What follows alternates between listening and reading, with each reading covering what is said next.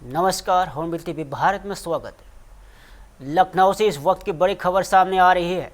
उत्तर प्रदेश के मुख्यमंत्री योगी आदित्यनाथ उचित दर दुकान यानी राशन दुकानदारों के लिए नई ई पोस्ट आधारित कमीशन प्रणाली पर शुभकामना की और शुभारंभ किया है। और इस व्यवस्था का उद्देश्य राशन दुकानदारों को कमीशन भुगतान की प्रक्रिया में अधिक पारदर्शिता और सुविधा उपलब्ध कराना है। और सरकार इस पहल से कमीशन भुगतान की व्यवस्था को डिजिटल और सुगम बनाने की मदद मिलेगी। और कार्यक्रम के दौरान उत्तर प्रदेश के उप मुख्यमंत्री ब्रजेश पाठक ने भी अपना संबोधन दिया। उत्तर प्रदेश के उचित दर विक्रेताओं को इस भव्य गरिमामय समारोह में हमारे बीच में उपस्थित हैं उत्तर प्रदेश के लोकप्रिय माननीय मुख्यमंत्री आदरणीय योगी आदित्यनाथ जी, लोकप्रिय उप मुख्यमंत्री आदरणीय केशव प्रसाद मौर्य जी, अभी जिनका आप उद्बोधन सुन रहे थे माननीय मंत्री आदरणीय मनोज कुमार पांडे जी, माननीय राज्य मंत्री आदरणीय सतीश चंद्र शर्मा जी, लखनऊ की महापौर आदरणीय सुषमा खरकवाल जी, माननीय सांसद आदरणीय ब्रजलाल जी, सदस्य विधान परिषद आदरणीय रामचंद्र सिंह प्रधान जी, आदरणीय मुकेश शर्मा जी, आदरणीय लालजी प्रसाद निर्मल जी, माननीय विधायक आदरणीय नीरज बोरा जी, माननीय विधायक आदरणीय योगेश शुक्ल जी और प्रमुख सचिव रणवीर प्रसाद जी, सभी ऑफिसर्स और हमारे सभी सामने बैठे मित्रगण, पत्रकार मित्र, सभी को मैं बहुत बहुत उत्तर प्रदेश सरकार की तरफ से स्वागत करता हूं, अभिनंदन करता हूं। आपके कोटादार संघ के मल्होत्रा जी और ढेर सारे लोग बैठे हैं। सब लोग कहां तैयार हो? लखनऊ बाराबंकी तो आ गए हो सब लोग ना? पानी बरसा खूब नहीं तो सोचे थे कई सोई कार्यक्रम, अब तो मुख्यमंत्री जी के यहां पहुंचा मुश्किल हो जाई। कहा सोचे रहो बताओ ना पछे वाले, थोड़ा तो सोचे हुए होई कि ना होई कार्यक्रम। पानी बहुत तेज बरस रहा है, चौमासा चल रहा, का हो परसे तो करबे करी। अब प्रोग्रामों हो कार्यक्रम थोड़ी टल जाई। अच्छा सही बताओ, सबसे पीछे वाले बताओ, कबहू सोचे रहा कौनी मुख्यमंत्री कौनी सरकार बुलाए करे बताइए कि ऐसे काम करो, ऐसे पैसा बढ़िया है, कबहू सोचे रहो बताइयो तनी भैया। कई कोटेदार बैठी आई, हम जानता है कई पीड़ित कोटेदार है। बताओ भैया, गलत कहता है? हम तो कही रहन, लेकिन अपनी सरकार रहा है, मुख्यमंत्री जी योगी जी कही रहन ना, हम तो इन्हीं सारे काम कही रहन। अच्छा यूं बताओ, जब तक काम कर रहे हो या सुनत हुए करिए गांव का हालचाल रहा है, जो आप लोगों की इज्जत रहा है इतनी पहले रहा है कि नहीं? सही बताओ, पाछे वाले बताओ ना, काहे नहीं रह जाने थे? गोदाम पे बोरिया चले, परखी लगाओ ये और नाव बदनाम तुम्हारो। बताओ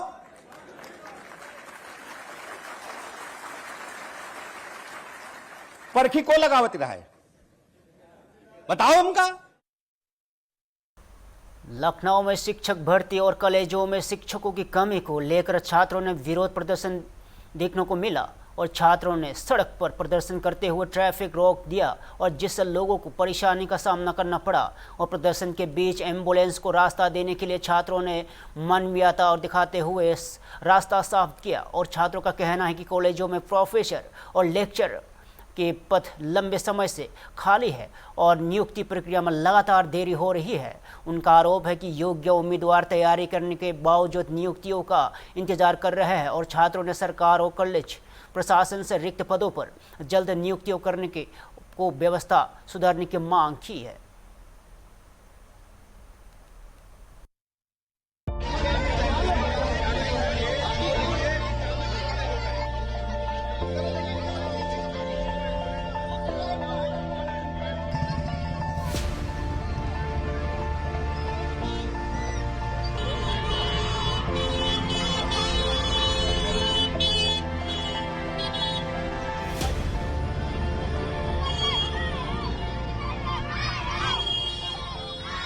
की वजह से कितने लोगों को दिक्कत है? कोई इसमें पेशेंट होगा, अगर उसके पास कोई अभी आप रोड पे दौड़ रहे हो, अगर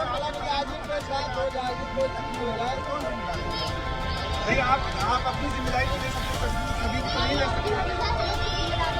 नहीं अभी मान लो कुछ हो जाएगा, रोड हर चीज का बातचीत करने का तरीका होता है ना। भाई आपके प्रिंसिपल मैडम आ गई हैं, आप सबसे सुपीरियर तो यही है ना आपके कॉलेज में, तो आप इनकी बात सुनेंगे कि नहीं सुनेंगे? आप जो भी प्रॉब्लम है उसको रिटेल रूप में दीजिए। नहीं, आप ऊपर से सुना जा रहा है, इनको सारी चीज पता होगा ना। नहीं सारा प्रॉब्लम एक दिन में देखो, कोई वैकेंसी भी आती है एक दिन में नियुक्ति हो जाती है, उसको पूरा टाइम लगता है। हम लोगों ने भी तैयारी की, हम लोगों ने भी पढ़ाई की, नहीं टाइम नहीं निकलता हमेशा। अच्छा बताओ, नियुक्ति नहीं हो रही है किसी भी कॉलेज में, किसी भी प्रोफेसर लेक्चरर की नियुक्ति नहीं हो रही है, गवर्नमेंट कर रही है ना, तो आप यहाँ भी आ जाएंगे, लेकिन उसका एक प्रोसेस होता है। हम लोगों ने भी पढ़ाई की, हम लोग को भी किसी दूसरे कॉलेज में या किसी हाई स्कूल में पढ़ाई की, हम लोग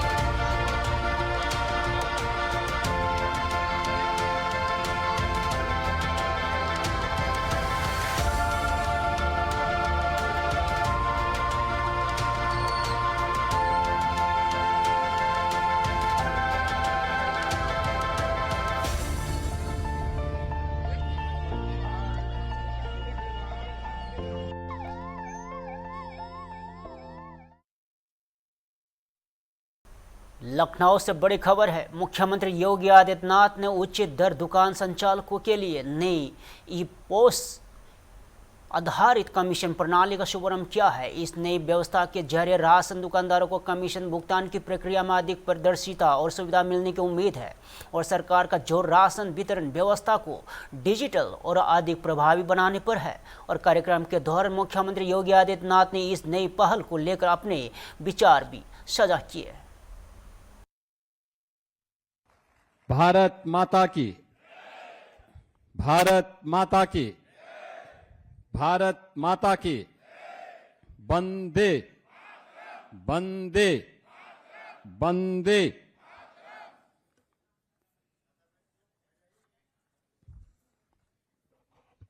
आज के इस कार्यक्रम में समारोह में मेरे साथ उपस्थित उत्तर प्रदेश सरकार में मंत्रिमंडल के मेरे वरिष्ठ सहयोगी उप मुख्यमंत्री श्री केशव प्रसाद मौर्य जी, उप मुख्यमंत्री श्री ब्रजेश पाठक जी, प्रदेश के खाद्य एवं सार्वजनिक वितरण मंत्री श्री मनोज कुमार पांडे जी, विभाग के राज्य मंत्री श्री सतीश चंद्र शर्मा जी, प्रमुख सचिव खाद्य एवं रसद और आज के इस कार्यक्रम में उपस्थित मान्य जनप्रतिनिधिगण, विभागीय अधिकारीगण, प्रदेश के अलग अलग जनपद और विधानसभाओं में आयोजित होने वाले कार्यक्रमों में सहभागी बने सभी हमारे प्रदेश सरकार के मंत्रीगण, मान्य जनप्रतिनिधिगण और उचित विक्रेता से जुड़े हुए सभी हमारे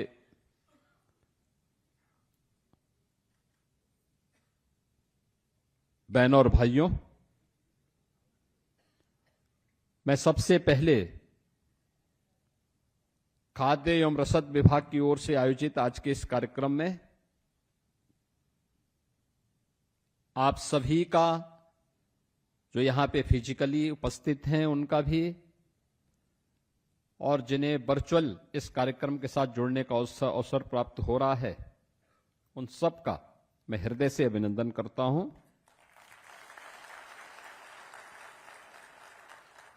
श्रावण मास का तीसरा सोमवार है। देवादिदेव महादेव के प्रति हम सबकी श्रद्धा और देवादिदेव महादेव की उपासना हमें इस बात के लिए प्रेरित करती है कि शिवो भूत्वा शिवम यजेत। जामो से इस वक्त की बड़ी खबर है। उमर अब्दुल्ला सरकार और वंदे मातरम को लेकर उठे विवाद के खिलाफ बीजेपी नेताओं ने विरोध प्रदर्शन किया। प्रदर्शन के दौरान बीजेपी नेताओं ने सरकार के खिलाफ नारेबाजी की और अपनी नाराजगी जाहिर की और बीजेपी सांसद गुलाम अली खतना और विधानसभा में नेता प्रतिपक्ष शर्मा ने भी इस मुद्दे पर अपनी प्रतिक्रिया दी है। बीजेपी नेताओं ने सरकार से मामले अपना रुख स्पष्ट करने और राष्ट्रगीत के सम्मान को लेकर गंभीरता दिखाने की मांग की।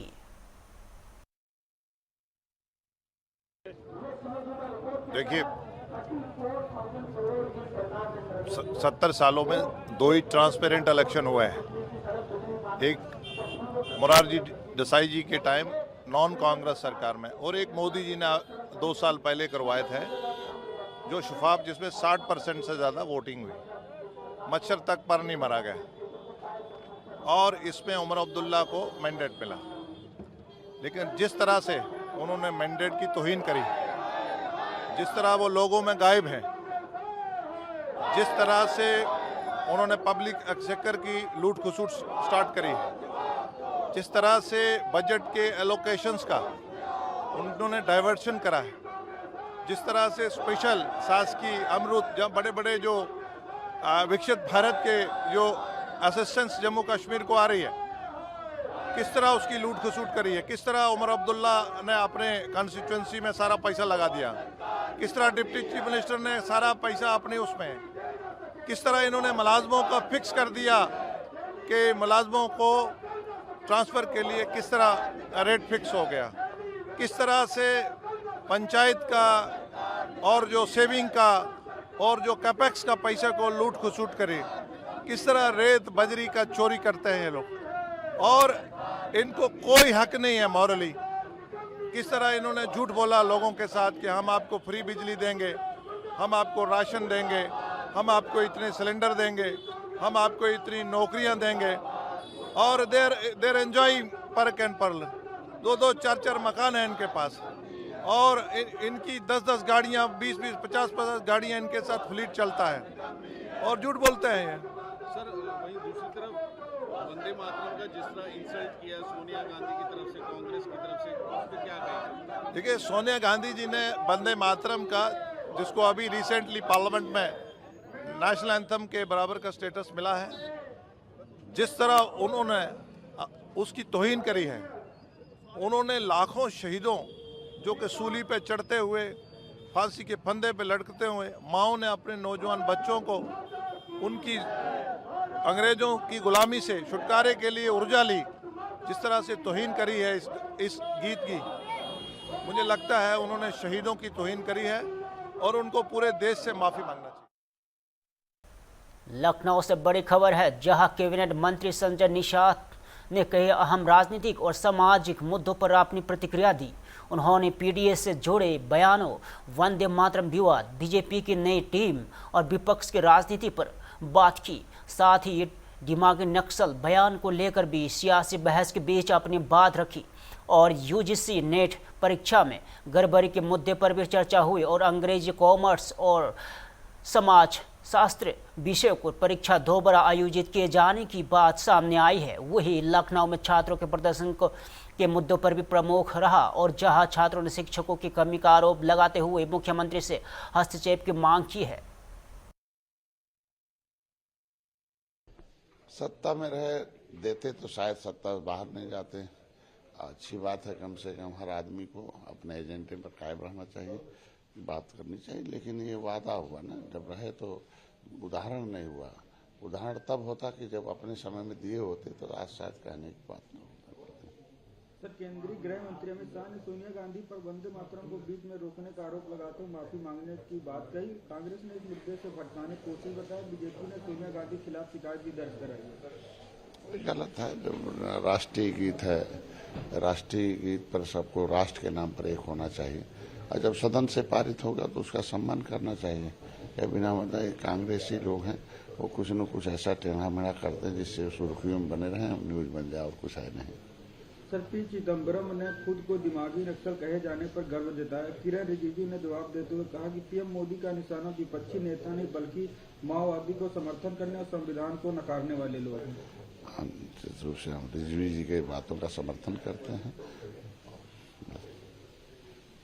सर, बाबा रामदेव ने कहा कि देश की पूरी व्यवस्था का कोई एक पार्टी, विपक्ष या व्यक्ति नहीं बदल सकता। इसके लिए सामाजिक, राजनीतिक और प्रशासनिक स्तर पर जागरूक और सुधार जरूरी है। निश्चित रूप से जागृति ही परिवर्तन लाती है। इतिहास से प्रेरणा मिलती है, प्रेरणा से जागृति होती है, जागृति से सोच विकसित होती है, सोच से संगठन शक्ति होती है, शक्ति से सत्ता में परिवर्तन होता है।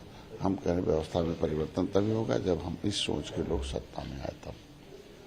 सर, एनटीए ने यूजीसी नेट के अंग्रेजी, कॉमर्स और समाज शास्त्र विषयों की दोबारा परीक्षा कराने का फैसला किया है। जांच में गंभीर गड़बड़ियां और प्रश्नों के दोहराव की पुष्टि के बाद यह निर्णय लिया गया है। मैं धन्यवाद देता हूं। कम से कम पारदर्शिता करना हमारी पार्टी की प्राथमिकता है और इसका स्वागत सब लोग करना चाहिए।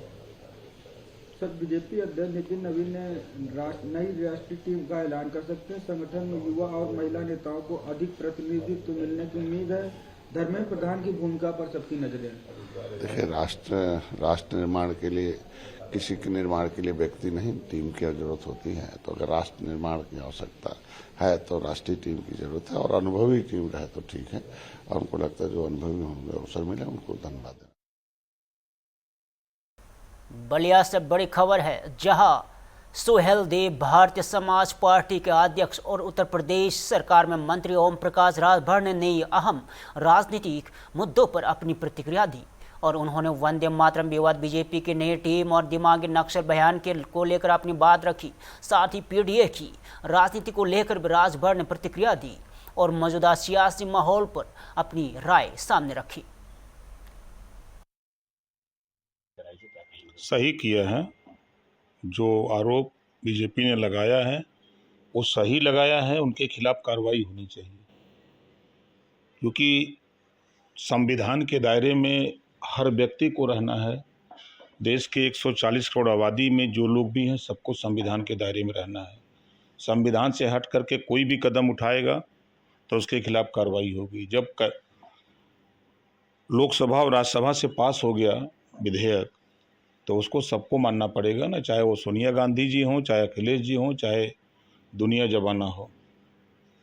गृह मंत्री का इसको लेकर के भी बयान आया। गृह मंत्री ने कहा है कि पाप कभी माफ नहीं होता है और माफी मांगने की बात की है सोनिया गांधी से। अमित शाह जी गृह मंत्री हैं तो उस लहजे में बोल रहे हैं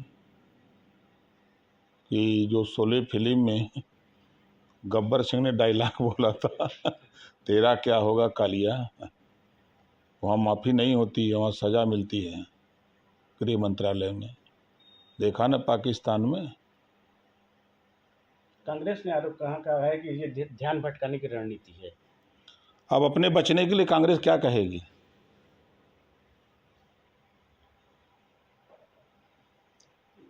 बीजेपी की नितिन नवीन की नई टीम की घोषणा होने वाली है आज, क्या कहेंगे? तो अच्छी बात है, घोषणा हो, अपना पहलवान जाए मैदान में, देश में अपना घूमे, संगठन बनावे, जहाँ जहाँ चुनाव वहाँ सरकार बनावे।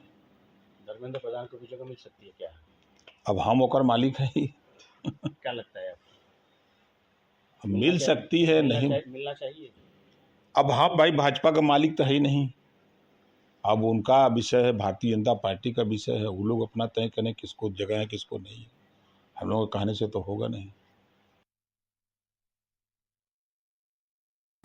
गुवाहाटी से बड़ी खबर है, असम के मुख्यमंत्री हेमंत बिस्वा शर्मा ने वंदे मातरम विवाद और दिमागी नक्सल टिप्पणी को लेकर कांग्रेस पर निशाना साधा। उन्होंने सोनिया गांधी और राहुल गांधी की राजनीति पर सवाल उठाते हुए आरोप लगाया है कि कांग्रेस देश में अशांति का माहौल पैदा करने की कोशिश कर रही है।